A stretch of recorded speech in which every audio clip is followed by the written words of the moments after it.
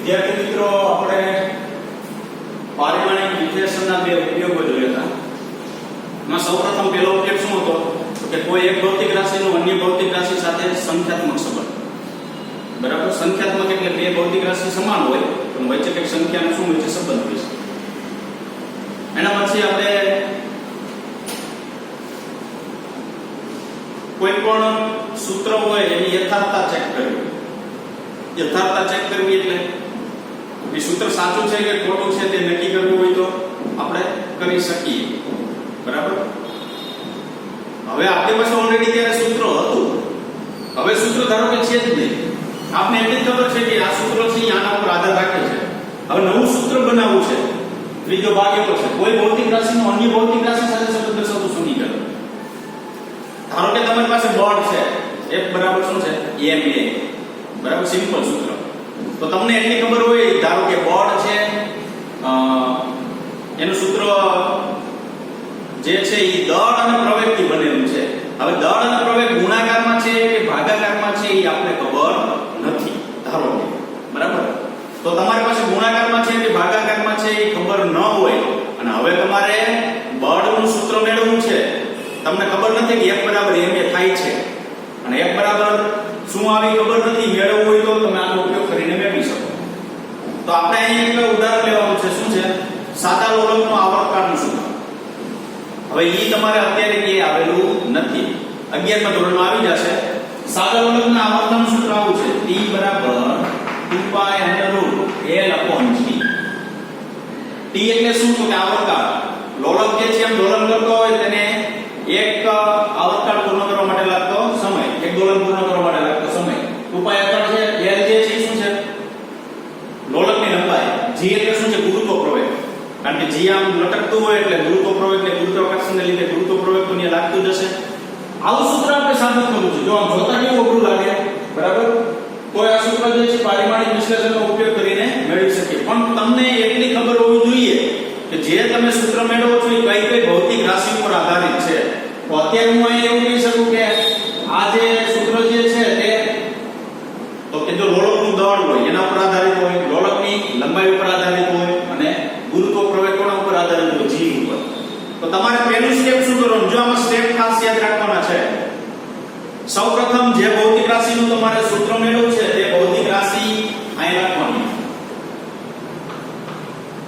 તમારે તૈયાર જે છે લીખામાંથી કરવાનું છે, બરાબર છે.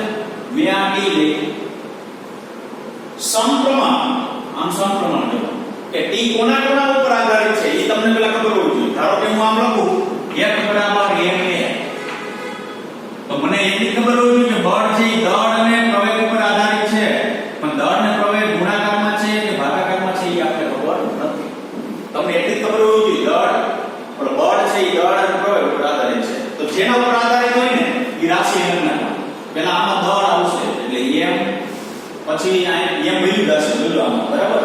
પછી કોના ઉપર આધારિત છે? L, અને પછી કોના ઉપર આધારિત છે? G. જે ભૌતિક રાશિ મેળવવી હોય તેને કર્તામાં રાખી પ્રપોર્શનલ કરવાનું, સમપ્રમાણ જેને તમે કહો તે પ્રપોર્શનલ કરી દળ, લંબાઈ અને G ઉપર આધારિત છે આવું મને ખબર છે. તમને સૂત્ર નથી એવું, તમને નહીં ખબર હોય કે કોના ઉપર આધારિત છે, બરાબર. તો અહીંયા શું થશે? M, L અને G ઉપર આધારિત છે. ચાલો રેડી. હવે શું કરવાનું? આ પહેલું સ્ટેપ યાદ રાખવાનું કે જે ભૌતિક રાશિ મેળવવી છે કોના ઉપર આધારિત છે આપણે ખબર હોવી જોઈએ. પ્રપોર્શનલ કરી મૂકી દેવાનું. આની ઉપર ઘાત ધારી લેવાની, A, B અને C ઘાત ધારી. અહીં તમે આમ લ્યો, ધારો કે આમ લખ નાખો F પ્રપોર્શનલ ma. જો ભાગાકારમાં લખો ઓટોમેટિક ભાગાકારમાં અંદર બધું આવી જશે. આ L બાય G છે એવું નહીં. કેમાં છે આધાર રાખે છે? એ લાઈનમાં લખ નાખો બધું. આ તો લાઈનમાં જ છે ગુણાકારમાં. અહીં ભાગાકાર છે તો અહીં તમને એમ થાય ભાગાકાર પડી લખો નહીં, બધું કેવું લખવાનું લાઈનમાં. એની ઉપર ઘાત ધારી લેવાની. આ કેમ ધારી લીધું? A, B. આપણે ઘાત ધારી લીધી A અને શું? B. ચાલો T proportional L raise to A, L raise to B, G raise to C. અને પછીનું સ્ટેપ શું થાય? T બરાબર અચળાંક એડ થશે. સમપ્રમાણતા કાઢવામાં અચળાંક એડ થાય Pm લીધો. M raise to A, L raise to B અને G રેસ ટુ C. આ અચળાંક એવો છે કે રકમ નો, કારણ કે આ છેલ્લે વેલ્યુ મૂકી ને અચળાંકની વેલ્યુ છે. A બરાબર કેટલી?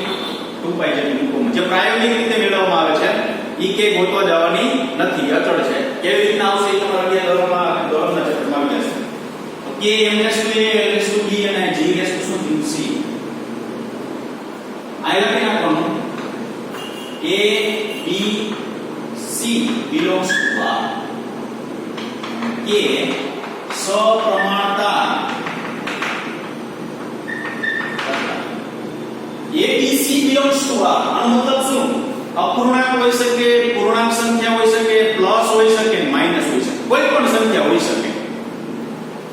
આ જે ભાગ થઈ ને ABC ઈ કોઈ પણ સંખ્યા હોઈ શકે. બરાબર, રકમની અંદર તમને એમ જ આપશે. શું? તો કે કોઈ ગોળક છે, એની લંબાઈ m, એનું દળ m છે, લંબાઈ l છે, ઊંધો પ્રવેગ g છે, તો એનો આવર્તનનું સૂત્ર મેળવો. બસ આમ તમને આ ત્રણ વેલ્યુ આપેલી હોય તમારે કાઈ નહીં કરવાનું. લાઈનમાં મૂકી દેવાનું. એવું નથી કે પહેલા એમ જ રાખો. આડા ઊંધું કરશો તો જવાબમાં કઈ ફેર પડશે નહીં. બરાબર, તમને મારા એ રાખવું છે એની પર એક હાથ ધારો, કાઈ વાંધો નહીં, જેમ ધારી લેવાનું. બરાબર, જેમ ધારવું હોય તેમ. AB belongs to BC belongs to R. એ શું છે? સપ્રમાણતા છે. હવે શું કરવાનું? બંને બાજુ પારિમાણિક સૂત્ર મૂકતા. બે બાજુ પારિમાણિક સૂત્ર મૂકવામાં આવે તો આ શું છે? આવર્તન છે. આવર્તન પારિમાણિક સૂત્ર આવડવું જોઈએ. આ બધા પારિમાણિક સૂત્ર આવડતા હશે તો જ તમને પારિમાણિક વિશ્લેષણનો ઉપયોગ આવડશે. તો પારિમાણિક સૂત્ર મૂકો તો આવર્તન શું થાય? સમય એટલે t1. તો અહીંયા હું લખું છું t1.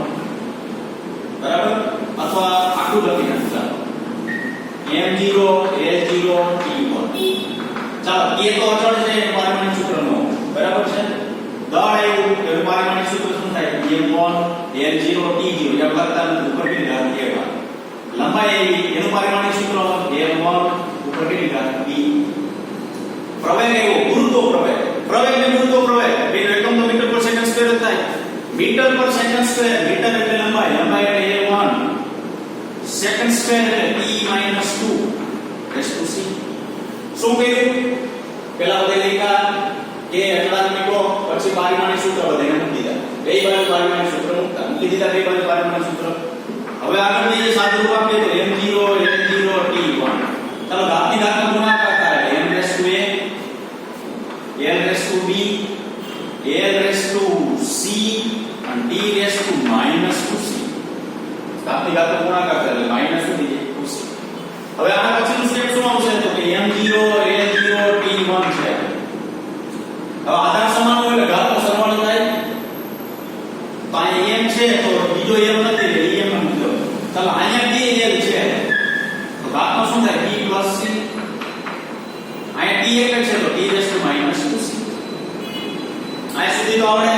શું કરવાનું? તો કે પારિમાણિક સૂત્ર મૂકવાનું. પારિમાણિક સૂત્ર મૂક્યા પછી ઘાતની ઘાતનો ગુણાકારનો સ્ટેપ કરવાનો. પછીનું સ્ટેપ શું લખવાનું? આધાર સમાન હોય ઘાતનો શું કરી દેવાનો? સરવાળો કરી દેવાનો. એ લખી નાખ્યું. હવે શું છે જુઓ.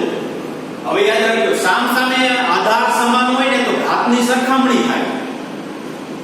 સામસામે આધાર સમાન હોય તો ઘાતની શું થાય? સરખામણી થાય. તો અહીંયા આધાર m છે તો અહીંયા આધાર શું છે? m. તો હું અહીંયા સ્ટેપ કેવું લખી નાખું? a બરાબર શું થાય? 0. સામસામે આધાર સમાન હોય તો ઘાતની સરખામણી થાય તો a બરાબર 0. ચાલો b c બરાબર 0 કારણ કે l ઉપર જાય 0 અને b c. t ઉપર -2c છે પણ અહીંયા શું છે? 1 એટલે આમ થાય. બરાબર યાદ રાખજો વિદ્યાર્થીઓ, સામસામે આધાર સમાન હોય તો ઘાતનો સરખામણી થાય. સામસામે આધાર સમાન હોય તો ઘાતની શું થાય? સરખામણી થાય. તો અહીંયા a બરાબર 0, b c બરાબર 0, -2c બરાબર 1. તો આ c બરાબર મળે -1/2. ચાલો એક વેલ્યુ મળી. આ c ની કિંમત હું અહીં મૂકી દઉં તો b -1/2 બરાબર 0. તો b બરાબર શું થાય? 1/2. અને a બરાબર ઓલરેડી પહેલાથી શું મળી ગયું? આપણે 0 મળી ગયું. આને સમીકરણ નંબર આપણે 1 આપ્યું. બરાબર, તો સમીકરણ 1 માં a b અને c ની કિંમત મૂકતા. a b અને c ની કિંમત સમીકરણ નંબર 1 માં મૂકવામાં આવે. સમીકરણ નંબર 1 માં a b અને c મૂકવામાં આવે, ચાલો a b c ની કિંમત મૂકીએ સમીકરણ નંબર 1 માં. તો t બરાબર આ k m raise to 0 l raise to d આ ઘાતમાં છે. b કેટલું મળ્યું 1/2, c કેટલું મળ્યું -1/2. તો હવે t બરાબર k જેની 0 ઘાત હોય ની 1 થઈ જાય દર વેલ્યુ. હવે આ l રેસ ટુ 1/2 અને આને છેદમાં લઈ જાવ તો ઘાત એની પ્લસ થઈ જાય 1/2. g ને હું છેદમાં લઈ જાવ તો એની ઘાત કઈ થઈ જાય પ્લસ થઈ જાય. તો l raise to 1/2 g raise to 1/2. તો t બરાબર k l raise to 1/2 g raise to 1/2. હવે આપણે ખબર છે શું જેની 1/2 ઘાત હોય ને એને અંડરરૂટ લખાય. તો અંડરરૂટ l અંડરરૂટ g. હવે ઉપરની નીચે જો અંડરરૂટ હોય તો ઓલ ઓવર અંડરરૂટ લખાય. l ઉપર શું લખાય g અને t બરાબર 2π અંડરરૂટ l upon g. અહીં a બરાબર 2π લેતા જે પ્રાયોગિક રીતે મેળવવામાં આવે છે. પ્રયોગ કરીને મેળવવામાં આવે છે એપ્રોક્સિમેટલી વેલ્યુ 2π જેટલી મળે છે. બરાબર. કેવી રીતના મળશે એ આપણે દોલનના ચેપ્ટરમાં આવી જશે. જો તો આ સૂત્ર t બરાબર 2π √l/g t બરાબર 2π √l/g મળી ગયું સૂત્ર કે નહીં? ખ્યાલ આવ્યો વિદ્યાર્થી મિત્રો? શું કરવાનું તો કે આપણે જે સૂત્ર છે આપણે આવડતું નથી ધારો તો સૂત્ર આવડતું નથી તો એ સૂત્ર કોના પર આધારિત છે? ભૌતિક રાશિઓ આવડી ગઈ લાઈન પર લખી નાખવાની. બધા પર abc જેટલી આપણે ઘાત મૂકી દેવાની. ઘાત મૂકી દો પછી બિલોંગ્સ ટુ r એટલે અપૂર્ણાંક પૂર્ણાંક પ્લસ માઈનસ કોઈ પણ હોઈ શકે. પછી પારિમાણિક સૂત્ર મૂકો, ઘાતની ઘાતને ગુણાકાર કરો, સામસામે ઘાત સરખાવો, એમાંથી abc મળશે. એ પાછું સમીકરણ નંબર 1 માં કિંમત મૂકો જે પ્રાપ્ત થશે એ શું થશે તો જે તે સમીકરણ પ્રાપ્ત થશે. તો કોઈ પણ ભૌતિક રાશિનું સમીકરણ જે છે એ આ રીતે તમે મેળવી શકો. બરાબર. સૌથી અગત્યની રીત છે અને સૌથી અઘરી છે કારણ કે ક્યારેક ક્યારેક આપણે છે ને આને સાદું દેવાની તકલીફ થશે. આ તો સાવ સહેલું કહેવાય. બરાબર. એટલે મેથમેટિક્સ ની અંદર આપણે થોડું સાદું જે છે થોડું આવડવું જોઈએ એટલે આપણે જે છે આગળ કોઈ જગ્યાએ પ્રોબ્લેમ થશે નહીં. એવી રીતના એક બળ મેળવો તમે તો આ તમને ab બરાબર 1 1 મળશે. તો હવે આ 1 1 ગાળ મૂકો f બરાબર શું થઈ જાય? f નહીં. બરાબર. એટલે ડાયરેક્ટ તમને f બરાબર શું પ્રાપ્ત થાય છે? નહીં. અહીં અચળાંક મૂકો ત્યાં મૂકી દેવાનું 1 કાઈ ન મળે તો છેલ્લે 1 મૂકી દેવાનું. અચળાંક જે છે કાઈ ન મળે છેલ્લે શું મૂકી દેવાનું? 1 મૂકી દેવાનું. બરાબર.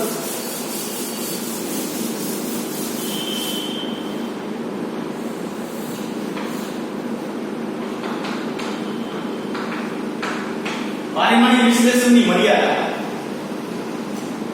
સૌપ્રથમ પહેલી મર્યાદા છે MLP નો ઉપયોગ કરતા પારિમાણિક સૂત્ર મેળવતી વખતે MLP નો જ્યારે ઉપયોગ કરવામાં આવે ત્યારે વધુમાં વધુ 3 સમીકરણ વાળું જ સૂત્ર સાબિત થઈ શકે. 3 કરતા વધુ સમીકરણ વાળું સૂત્ર સાબિત થઈ શકે નહીં. આ એક વસ્તુ યાદ રાખજો.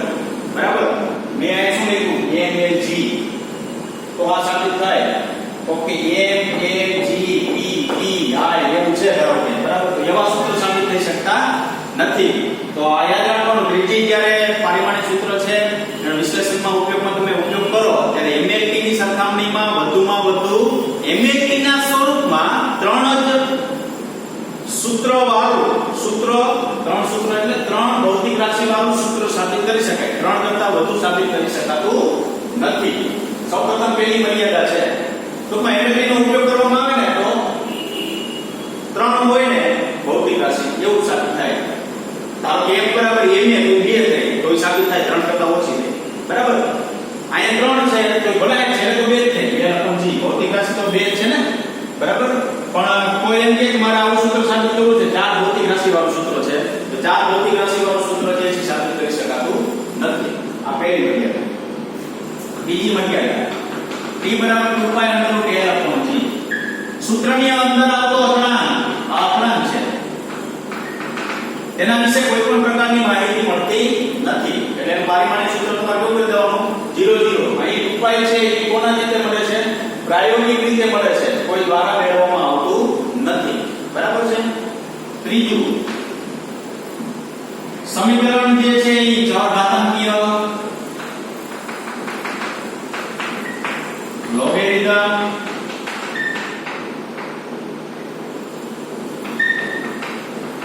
ત્રિકોણમિતિય જો આવા સમીકરણ કે જોવા મળે ને ચરઘાતાંકીય ચરઘાતાંક એટલે e ઉપર કઈક ભાગ e રેશિયો ધારો -kx logarithm log x log y logarithm ને ત્રિકોણમિતિય sin થીટા અથવા sin omega t sin cos omega t cos theta આવા કોઈ સૂત્રો જે છે એ પારિમાણિક વિશ્લેષણનો ઉપયોગ કરીને મેળવી શકાતા નથી. તો કોઈ જગ્યાએ તમને એમ કહે કે આ સૂત્ર છે આમાં પારિમાણિક વિશ્લેષણનો ઉપયોગ કરી આ સૂત્ર સાબિત કરો તો કહી દેવાનું કે આનું સૂત્ર સાબિત થાય નહીં. આ બધાના પારિમાણિક સૂત્ર તમારે શું કહી દેવાના 0 0 0 0 બરાબર. આ કોઈના પારિમાણિક સૂત્ર ન મળે. પારિમાણિક સૂત્ર કોના મળે? મૂળભૂત ભૌતિક રાશિ જે હોય ને તેના જ પારિમાણિક સૂત્ર મળે. જો અહીં લંબાઈ અને ગુરુત્વ પ્રવેગ મૂળભૂત ભૌતિક રાશિ હતી તો જ એના પારિમાણિક સૂત્ર મળે. કારણ કે આપણે n a t k a બરાબર આવું કે દળ છે, સમય છે, પછી આપણે શું કહેવાય અંતર છે, એમ્પિયર છે, કેલ્વિન તાપમાન છે, એવું કે દેખાય તમને તો એ મૂળભૂત ભૌતિક રાશિ છે. તો એવા મૂળભૂત ભૌતિક રાશિ હોય તો એના પારિમાણિક સૂત્ર સાબિત કરી શકાય. આવા કોઈ હોય એ પારિમાણિક સૂત્ર સાબિત કરી શકાતા નથી. ચલો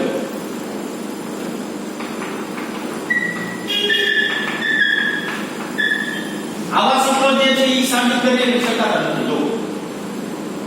તો કયા સૂત્ર સાબિત ન કરી શકાય? તો કે જે સૂત્રની અંદર પરિમાણ રહિત અંક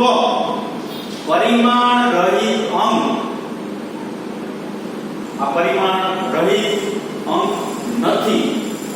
બરાબર. જો પરિમાણ રહિત અંક હોય, પરિમાણ રહિત એટલે કે પારિમાણિક સૂત્ર હોતું નથી, તો એ સૂત્ર સાબિત થશે.